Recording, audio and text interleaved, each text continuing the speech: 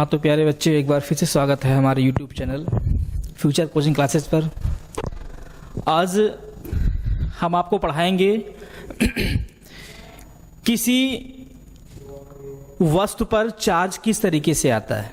बात कर लें सतत आवेश वितरण की।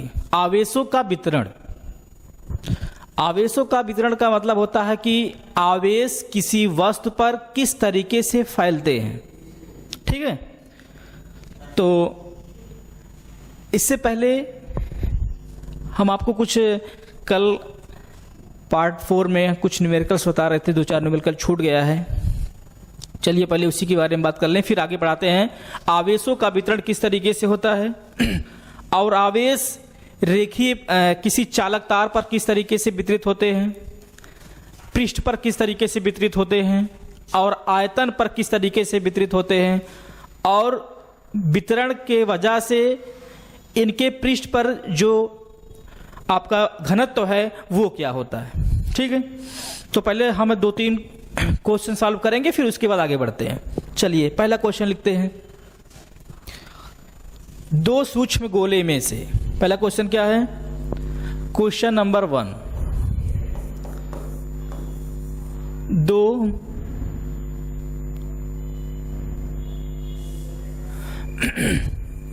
2 सूक्ष्म गोले में से, सूक्ष्म गोले में 2 सूक्ष्म गोले में प्रत्येक पर क्या है, प्रत्येक पर 10⁵5 इलेक्ट्रॉनों, क्या बोलेंगे, इलेक्ट्रॉनों।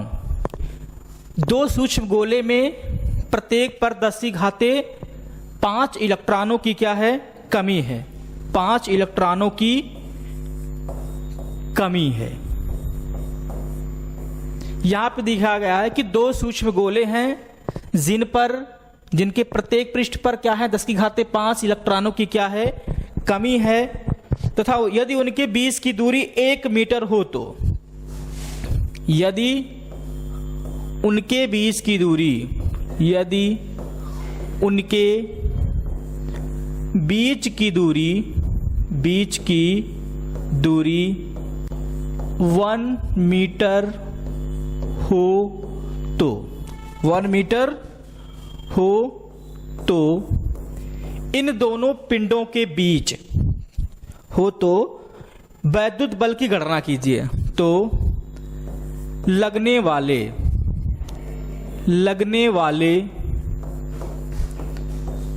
वैद्युत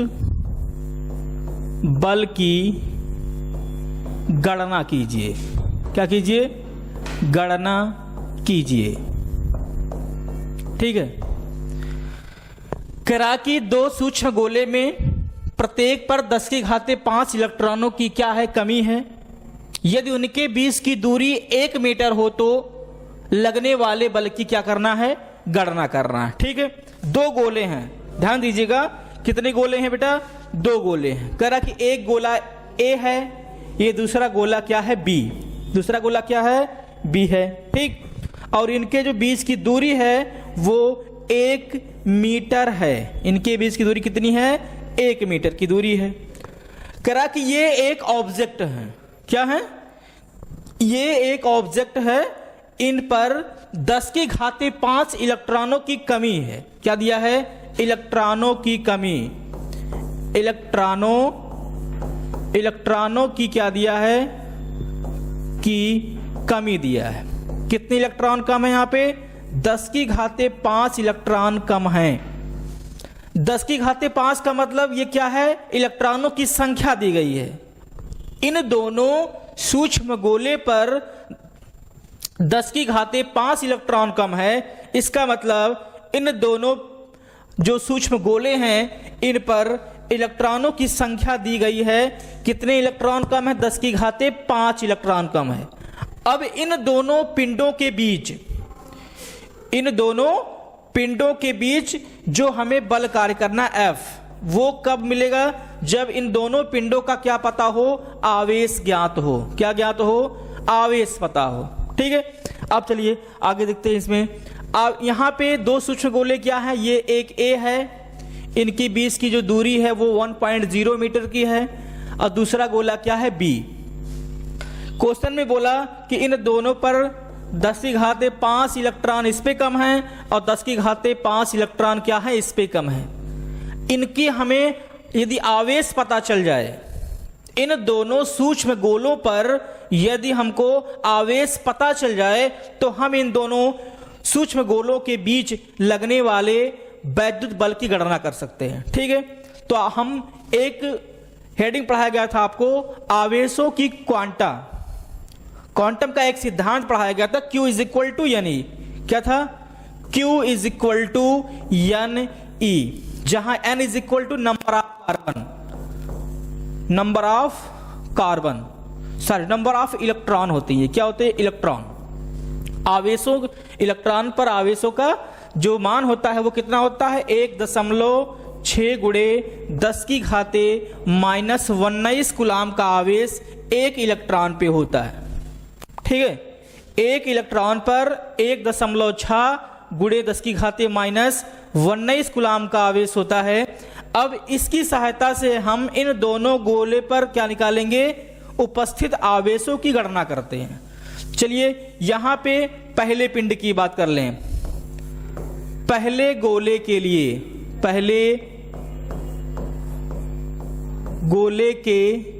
लिए क्या निकालना है बेटा? आवेश निकालना है।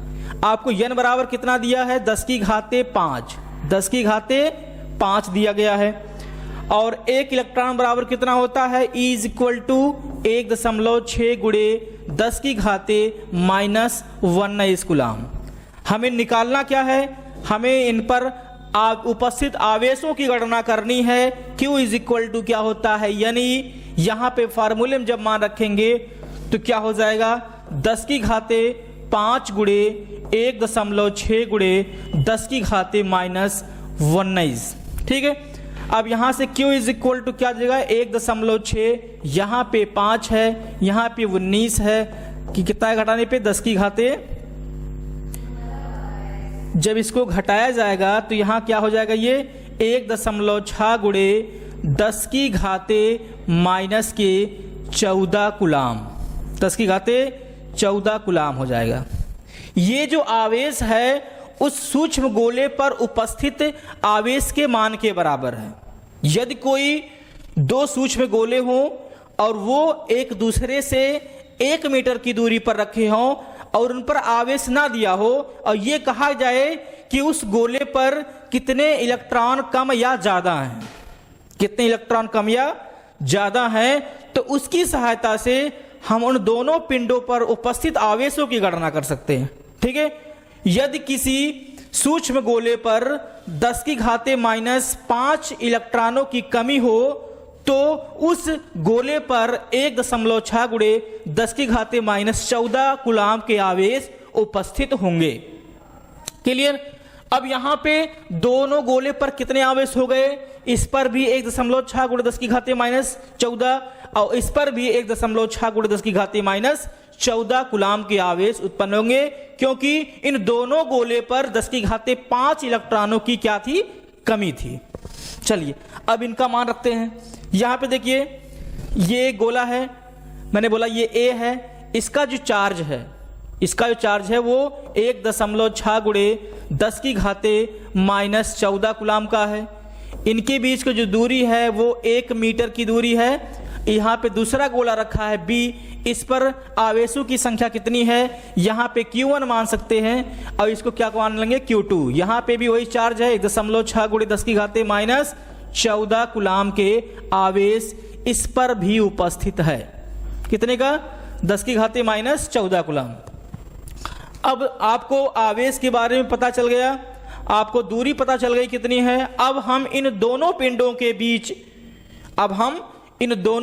के बीच लगने वाले वैद्युत बल की गणना आसानी से कर सकते हैं। तो वैद्युत बल की गणना करने के लिए जो फार्मूला हमने बताया कूलाम के नियम से, F इज इक्वल टू क्या होता है बेटा? F is equal to 1/4 pi epsilon naught Q1 Q2 by r square, Q1 Q2 by r square, इसे कूलाम का नियम भी कहते हैं, या इस नियम को कूलाम ने बताया। अभी मैंने आपको बताया कि एप्सिलॉन नॉट ये क्या है। एप्सिलॉन नॉट क्या है? इसको बोलते हैं वैद्युत की वैद्युतशीलता। क्या बोलते हैं?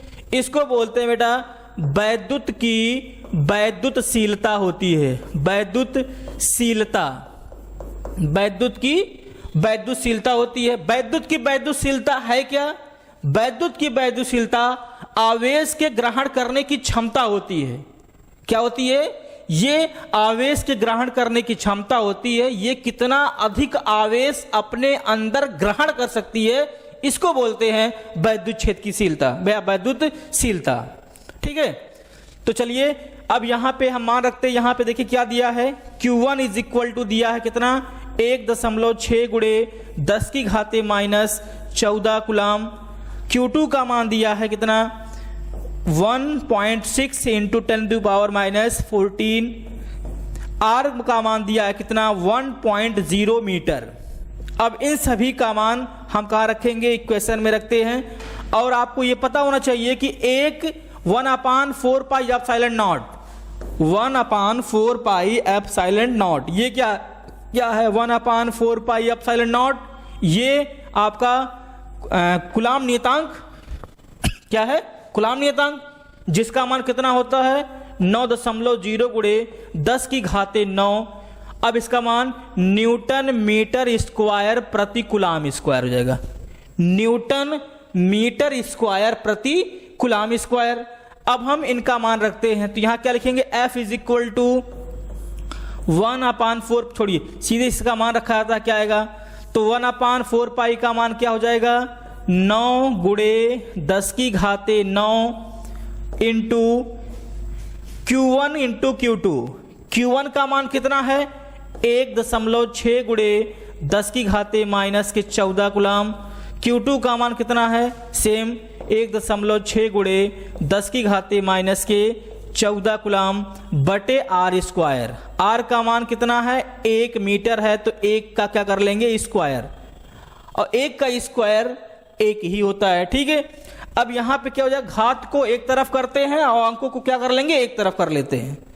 न्यूमेरिकल लगाने का सबसे सटीक तरीका क्या है, अंक को एक तरफ कर लीजिए, घात को एक तरफ कर लेते हैं। यदि नीचे घात है, यदि नीचे घात की कोई अंक संख्या लिखी गई है, तो उसको क्या करते हैं, नीचे से ऊपर भेज देते हैं। ठीक, तो यहां पे क्या हो जाएगा ये, अब यहां पे लिखेंगे F इज इक्वल टू 9 गुणे 1.6 गुणे 1.6 गुणे 10 की घाते कितना हो जाएगा, ये 9 गुणे 10 की घाते 14 28 माइनस 28।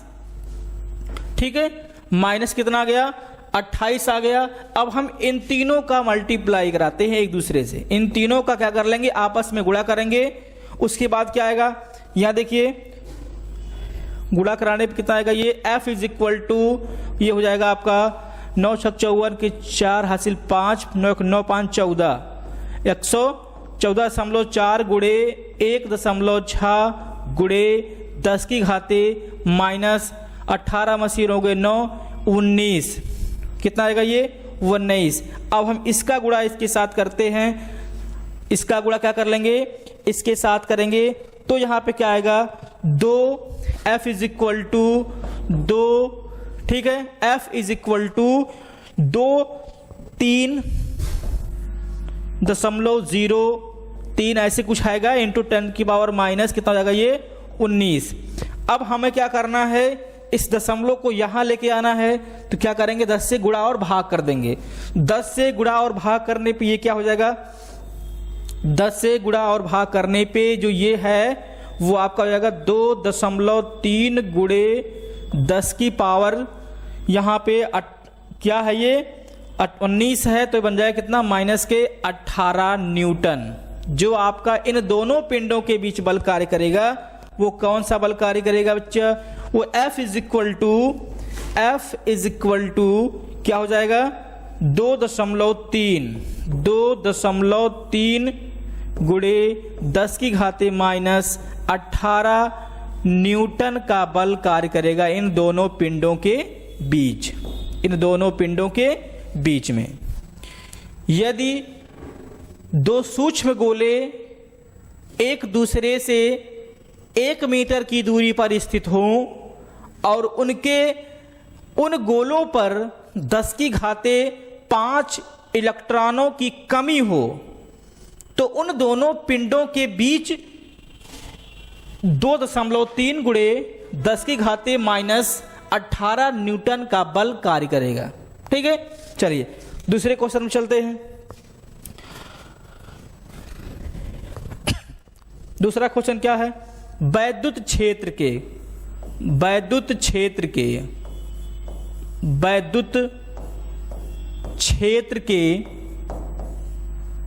किसी बिंदु पर, वैद्युत क्षेत्र के किसी बिंदु पर स्थित, किसी बिंदु पर स्थित, किसी बिंदु पर स्थित करा कि वैद्युत क्षेत्र के किसी बिंदु पर स्थित 5 × 10⁻4 कूलाम का, 5 × 10⁻⁻4 कूलाम का आवेश, -4 कूलाम का आवेश पर, कूलाम का आवेश पर, ठीक है, 4 कूलाम के, यहां पे क्या कर लीजिए के, 4 कूलाम के आवेश पर, किस पर? आवेश पर कितने बल कार्य करते हैं? 2.25 न्यूटन का बल कार्य करता है। 2.25 न्यूटन का बल कार्य करता है, बल कार्य करता है। तो उस बिंदु पर, उस बिंदु पर वैद्युत क्षेत्र की तीव्रता ज्ञात कीजिए, तीव्रता ज्ञात कीजिए। ठीक है, ज्ञात कीजिए। क्वेश्चन में क्या बोल रहा है कि वैद्युत क्षेत्र के किसी बिंदु पर, कोई वैद्युत क्षेत्र हो और उस वैद्युत क्षेत्र में किसी भी बिंदु पर 5 × 10⁻⁻4 5 × 10⁻⁻4 कूलाम के आवेश पर 2.25 न्यूटन का बल कार्य करता है। तो उस आवेश पर लगने वाले वैद्युत क्षेत्र की तीव्रता की गणना करनी है। मैंने आपको पढ़ाया था कि ये क्या है, एक एरिया है आवेश का। किसका एरिया है? आवेश का। और इस आवेश से क्या निकलते हैं बेटा? वैद्युत तरंगे निकलते हैं। क्या निकलते हैं? वैद्युत तरंगे निकलते हैं। और ये तरंगे जहां तक फैले होते हैं उसके चारों तरफ की जो एरिया होती है उसको वैद्युत क्षेत्र कहा जाता है। ठीक है। और जब हम किसी परीक्षण आवेश को कहां से? अनंत से किसी वैद्युत क्षेत्र के भीतर लाते हैं। जब किसी परीक्षण आवेश को अनंत से वैद्युत क्षेत्र के भीतर लाते हैं तो भीतर लाने में हमें कुछ, जब इस परीक्षण आवेश को भीतर लाया जाता है तो इस परीक्षण आवेश पर एक बल का अनुभव होता है। क्या होता है बेटा? एक बल का अनुभव होता है। यही बल उस बिंदु के लिए वैद्युत क्षेत्र की तीव्रता का कार्य करता है। जब किसी परीक्षण आवेश को अनंत से वैद्युत क्षेत्र के भीतर लाते हैं तो इस परीक्षण आवेश पर जो बल कार्य करता है उसी बल को क्या बोलते हैं? वैद्युत क्षेत्र की तीव्रता बोलते हैं। और वैद्युत क्षेत्र की जो तीव्रता होती है वो E = F/Q0 होता है, जिसका मात्रक न्यूटन प्रति कूलाम। जिसका मात्रक क्या होता है? न्यूटन प्रति कूलाम होता है। तो क्वेश्चन में क्या लिखा है, क्वेश्चन में ये लिखा है कि वैद्युत क्षेत्र में किसी बिंदु पर एक आवेश है जिसका मान जो है 5 × 10⁻⁻⁴ कूलाम है और उस आवेश पर एक 2.25 का न्यूटन बल कार्य करता है, जिसके कारण हमें वैद्युत क्षेत्र की तीव्रता ज्ञात करनी है। ठीक है, चलिए इसको देखते हैं क्या होगा। ये यहां पे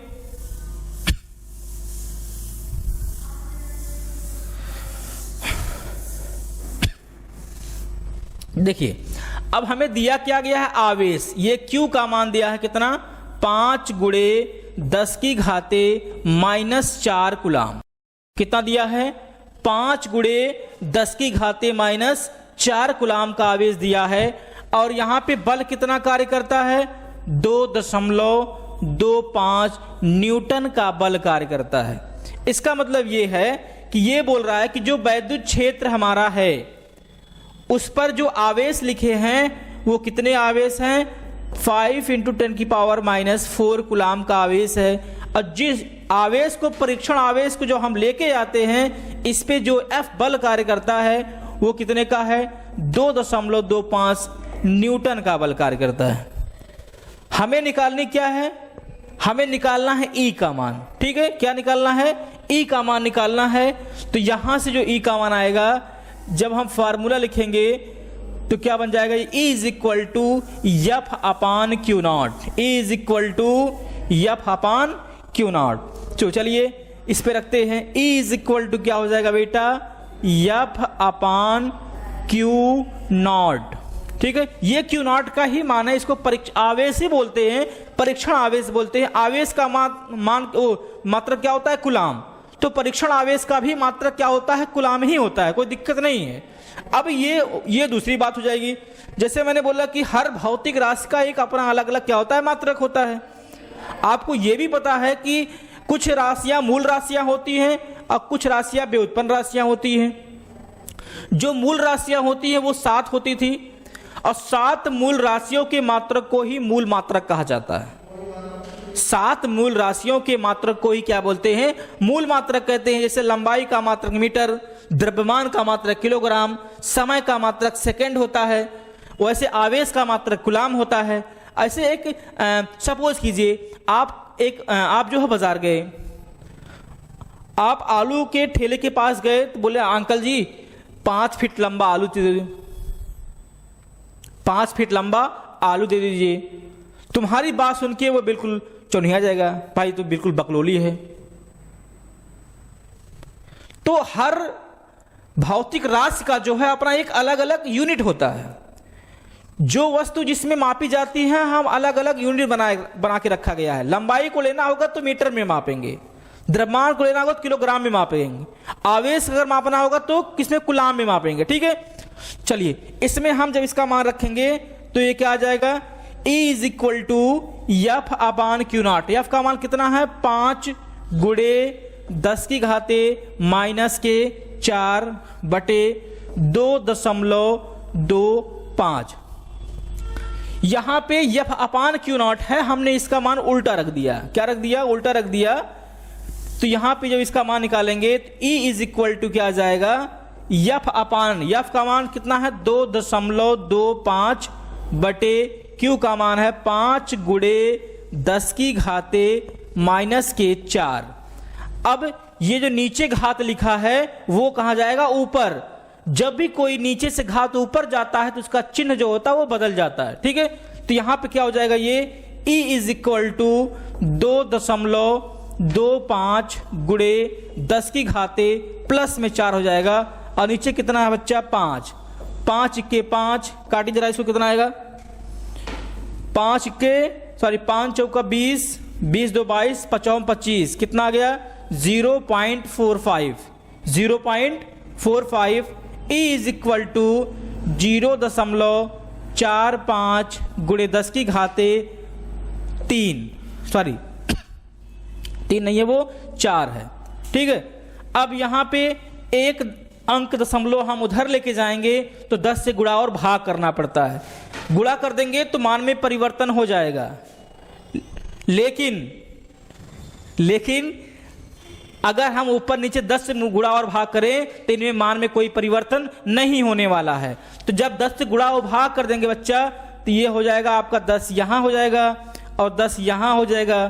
तो इस 10 से ये हो जाएगा 4.5, कितना 4.5, और ये जो नीचे 10 से ऊपर जाएगा तो 1 है, ऊपर जाएगा तो घट जाएगा ना, 10 की घात कितना होगा 3 न्यूटन, सॉरी यहाँ पे क्या है F, न्यूटन प्रति कूलाम।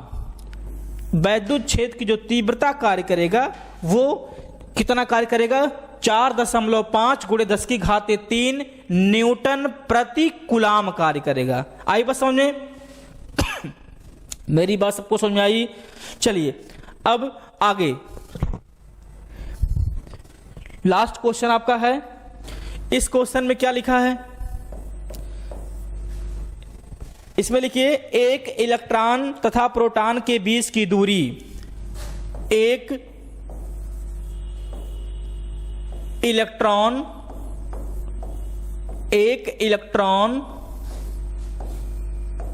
तथा प्रोटॉन के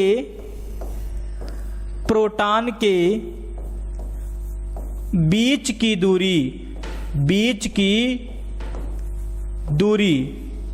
0.53 एम्पियर, सॉरी 0.53 एंगस्ट्रॉन, 0.53 एंगस्ट्रॉन है। कितना है? 0.53 एंगस्ट्रॉन है। इस निकाय का वैद्युत द्विध्रुव आघूर्ण ज्ञात कीजिए। इस निकाय का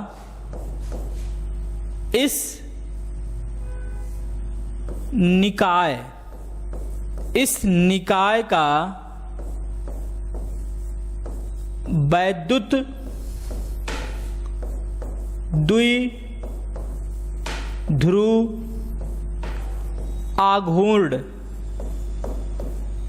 आघूर्ण ज्ञात कीजिए। ठीक है, ज्ञात कीजिए। चलिए इसको देखिए क्या पूछा, क्या भाई ये है क्या? इसने बोल के रखा है कि एक इलेक्ट्रॉन तथा प्रोटॉन के बीच की दूरी इतने एंगस्ट्रॉन है, इस निकाय का वैद्युत द्विध्रुव आघूर्ण ज्ञात कीजिए। मैंने आपको बताया था कि वैद्युत द्विध्रुव आघूर्ण जो होता है वो दो वैद्युत द्विध्रुव का कोई एक आवेश होता है बेटा। बात जब वैद्युत द्विध्रुव की हो रही है तो मैं आपको बता देना चाहता हूं कि वैद्युत द्विध्रुव जो होता है उसमें दो समान परिमाण के विपरीत आवेश होने चाहिए। कैसे आवेश? दो समान परिमाण के विपरीत आवेश होने चाहिए। मतलब अगर एक पहला आवेश 5 माइक्रोकूलाम का हो तो दूसरा आवेश भी 5 माइक्रोकूलाम का ही होना चाहिए, लेकिन चार्ज अलग हो, एक पॉजिटिव हो तो दूसरा कैसा होना चाहिए? निगेटिव होना चाहिए। यहां पे ध्यान से देखिए, ये क्या है? इलेक्ट्रॉन है और ये क्या है? प्रोटॉन है। एक इलेक्ट्रॉन पे जितना आवेश होता है उतना ही आवेश एक प्रोटॉन पे होता है।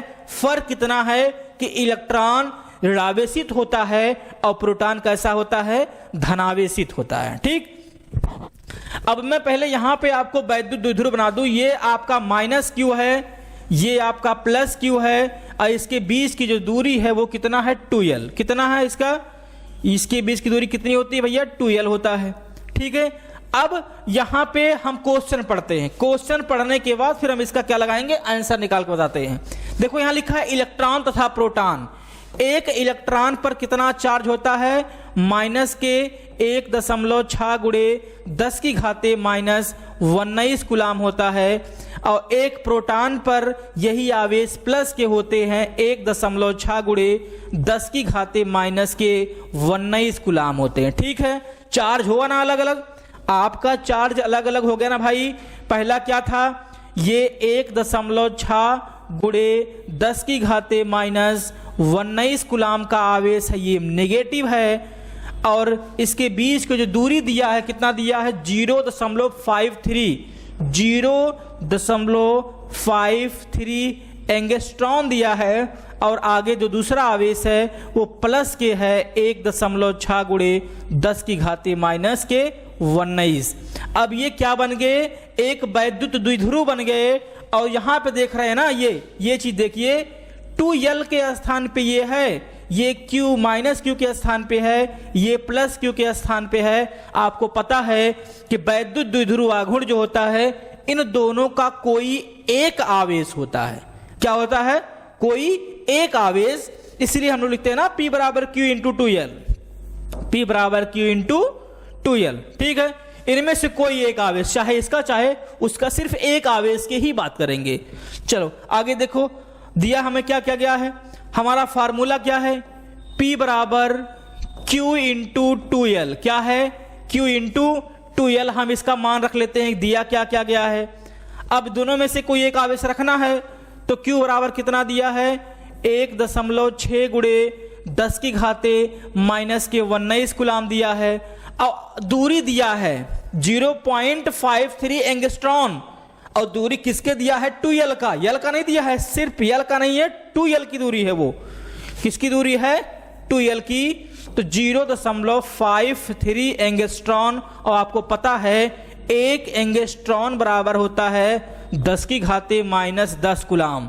इसी प्रकार 0.53 इंटू एंगस्ट्रॉन में कितने कूलाम हो जाएंगे, तो 0.53 गुणे 10 की घाते माइनस के 10। यह दूरी है तो मीटर बात कर लें, दूरी है तो मीटर में लिख लेंगे। अब इसका मान हम वहां रखते हैं, चलिए इसका मान यहां रखे फिर इसको हल करते हैं। तो क्या हो जाएगा, P बराबर Q का मान 1.6 गुणे 10 की घाते माइनस के 19 गुणे 2l का मान कितना है, 0.53 गुणे 10 की घाते माइनस के 10।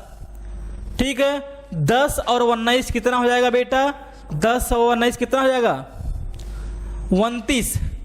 1.6 गुणे 0.53 गुणे 10 की घाते माइनस के 29 हो जाएगा।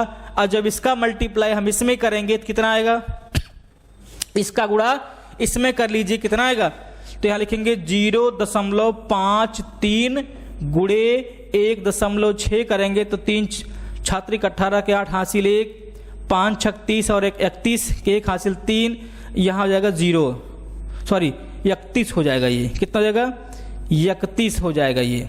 ठीक है, फिर 3 5 0, फिर क्या करेंगे 8 3 1 4 5 3 8, ये हो जाएगा 0 1 2 3, 1 2 और 3, यहां दशमलव लगाएंगे 0.848। कितना आया बेटा, 0.848 आ गया। इसका गुणा करने पे हमको दिखाई पड़ा कितना, 0.848। P is equal to 0.848 into 10⁻⁻29। ठीक है, अब एक दशमलव हम यहां कर देंगे। एक दशमलव यहां करने के लिए क्या करते हैं बेटा, 10 से गुणा और भाग करेंगे, 10 से गुणा और भाग करेंगे। इस 10 से ये दशमलव यहां आ जाएगा तो क्या हो जाएगा, P बराबर 8.48 गुणे 10 की घाते माइनस के 29, 10 की घाते माइनस के 29। अभी 10 नीचे बचा है, ये अपने पावर में 1 है। जब ये नीचे से ऊपर जाएगा बेटा तो ये भी हो जाएगा किसमें, माइनस में। अब ये नीचे से क्या हो गया, हट गया, तो 32 और 1 कितना हो गया, 30। तो P बराबर हो गया 8.48 गुणे 10 की घाते माइनस के 30 क्या, कूलाम मीटर। कूलाम मीटर, ये इसका क्या है, आंसर है। क्या है ये इसका आंसर। ठीक है, क्या दिखा आपको, P बराबर Q इंटू 2l। बात कर लें इसके पीछे वाले पहले, तो यहां पे क्या लिखा है, एक इलेक्ट्रॉन तथा प्रोटॉन के बीच की दूरी 0.53 एंगस्ट्रॉन है। जो दूरी दिया है वो 2l के बराबर होता है, तो ये जहां 2l लिखा हुआ 0.53 लिखा है, ठीक है। और यहाँ पे वैद्युत द्विध्रुव जो बनता है वो एक माइनस क्यू होना चाहिए, एक प्लस क्यू होना चाहिए, लेकिन परिमाण इनका कैसा होना चाहिए, बराबर, लेकिन इनका चार्ज अलग अलग हो, समान परिमाण के विपरीत आवेश होने चाहिए। इसीलिए यहाँ पे इलेक्ट्रॉन और प्रोटॉन लिखा है, क्योंकि इलेक्ट्रॉन और प्रोटॉन पर आवेश कैसे होते हैं, बिल्कुल सेम होते हैं, समान परिमाण के आवेश होते हैं, लेकिन इन पर आवेश कैसा होता है, अलग होता है। इसलिए इलेक्ट्रॉन और प्रोटॉन को हम वैद्युत द्विध्रुव के रूप में मान सकते हैं, ठीक है। आज इस वीडियो में आपको इतनी जानकारी देनी है, और कल अगले वीडियो में हम सीखेंगे सतत आवेश वितरण क्या होता है, रेखीय आवेश घनत्व क्या है, पृष्ठीय आवेश घनत्व क्या है, आयतन आवेश घनत्व क्या है। फिर इनसे हम रेखीय आवेश वितरण के बारे में जानेंगे, पृष्ठीय आवेश वितरण के बारे में जानेंगे, आयतन आवेश वितरण के बारे में जानेंगे, और एक समान वैद्युत क्षेत्र में वैद्युत द्विध्रुव को घुमाने में किया गया कार्य, उस पर कौन सा बल कार्य करता है, टाउ जो बल लगेगा वहां पे ये है क्या, इन सभी के बारे में बिल्कुल विस्तार से अध्ययन किया जाएगा अगले वीडियो में। मुझे यकीन है कि आप लोगों को ये वीडियो अच्छी लगी होगी।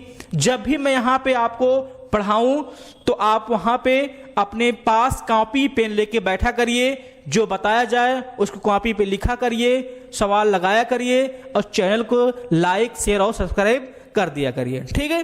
तो चलिए फिर अगली वीडियो में मिलते हैं, तब तक के लिए नमस्कार।